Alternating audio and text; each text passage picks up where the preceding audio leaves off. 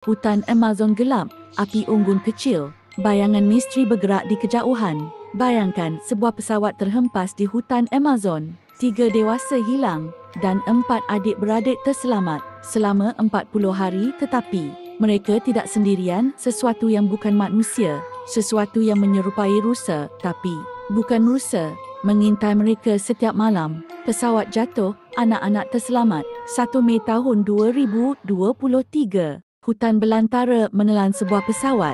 3 dewasa meninggal dunia. 4 kanak-kanak terselamat. Leslie, 13 tahun, menjadi pelindung adik-adiknya. Ia belajar bertahan, cari air, buah dan ikan. Leslie buat api, panjat pokok, memancing. Hari demi hari, mereka belajar selesaikan masalah. Api yang basah akibat hujan, adik kecil yang lapar, dan luka kecil yang mesti dirawat. Tetapi setiap malam, suara aneh terdengar di luar kem.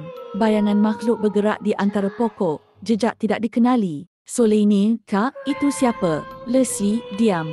Jangan bergerak, itu mungkin hanya angin, bunyi ranting patah. Nak dia, orang hutan tempatan menyebutnya. Nak dia makhluk yang menyerupai rusa, tapi mata berkilau. Leher terlalu panjang dan langkahnya hampir tanpa bunyi.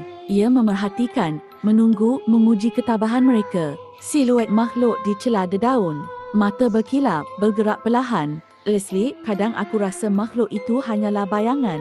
Tapi aku tahu, setiap malam, sesuatu menonton kami. Kami harus tetap bertahan. Hujan di malam hari, anak-anak bersembunyi, bayi menangis. Bunyi angin, ranting patah, bisikan sama. Hari-hari semakin gelap, semakin lapar, semakin takut.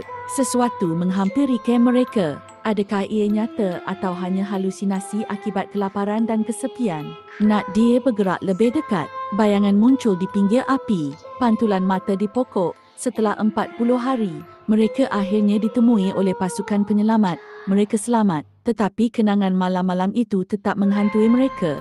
Apakah yang mereka lihat benar-benar nak dia? Atau hanya bayangan hutan yang menakutkan?